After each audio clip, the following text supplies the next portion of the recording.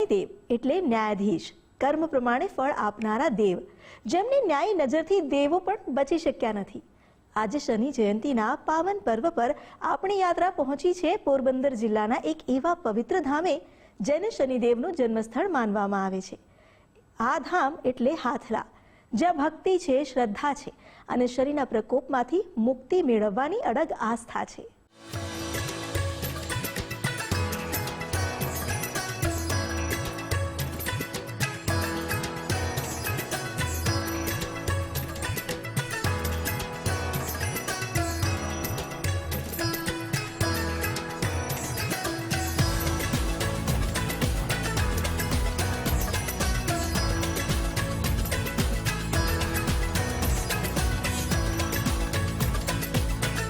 પોરબંદર નજીક દ્વારકાના ભાણવડ તાલુકામાં આવેલું પવિત્ર સ્થાન, બરડા ડુંગરની ગોદમાં વસેલું હાથલા ગામ.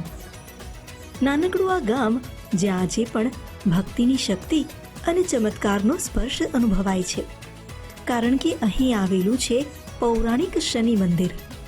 પુરાતત્વ વિભાગના મતે હજારો વર્ષ જૂનું આ પવિત્ર સ્થાન ભાવિકો માટે માત્ર મંદિર નથી, પરંતુ શનિ ઉપાસનાનું જીવંત કેન્દ્ર છે. આ સ્થાન સાથે જોડાયેલી માન્યતા પુરાણ કાળ સુધીનો છેડો ધરાવે છે. ઋષિના તપથી સિંચિત આ ભૂમિ પર શનિદેવ સ્વયંભૂ પ્રગટ્યા હોવાનું મનાય છે. આ મંદિર એકદમ પૌરાણિક છે. અહીંયા મુદ્ગર ઋષિએ તપ કરી અને શનિદેવને પ્રસન્ન કર્યા હતા, કારણ કે એણે જે મહાભારતનું યુદ્ધ જોયું ને ત્યારે એમ થયું કે માણસો બહુ હેરાન થશે કળિયુગની અંદર, એટલે એમને શનિદેવને પ્રસન્ન કર્યા. શનિદેવ હાથી ઉપર આવ્યા, અંબાડી ઉપર પોતે અને એની સાથે એમના પત્નીઓને બેસાડીને આવ્યા અને મુદ્ગર ઋષિને અહીંયા સ્વયંભૂ સ્થાપના થઈ અને ત્યારથી આ સ્વયંભૂ શનિદેવ બાળ સ્વરૂપ અહીંયા રહેલા છે.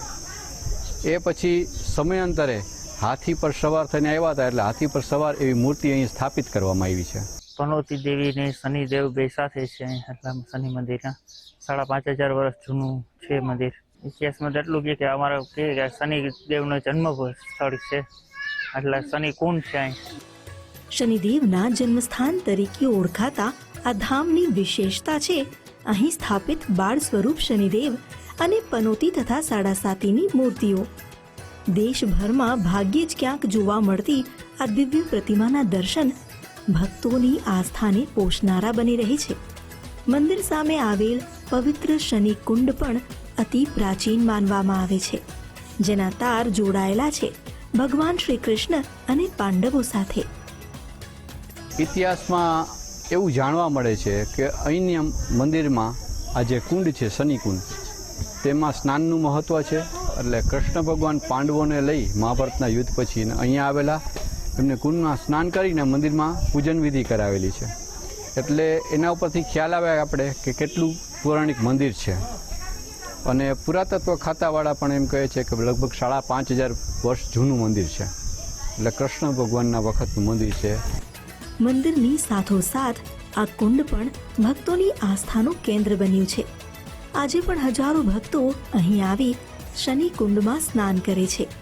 કાળા તલ, અડદ, તેલ અને સિંદૂર ચઢાવી શનિદેવને રીઝવવાના પ્રયાસ કરે છે, કારણ કે ભક્તો માને છે કે અહીં પ્રાર્થના કરવાથી જીવનના દુઃખો હળવા બને છે.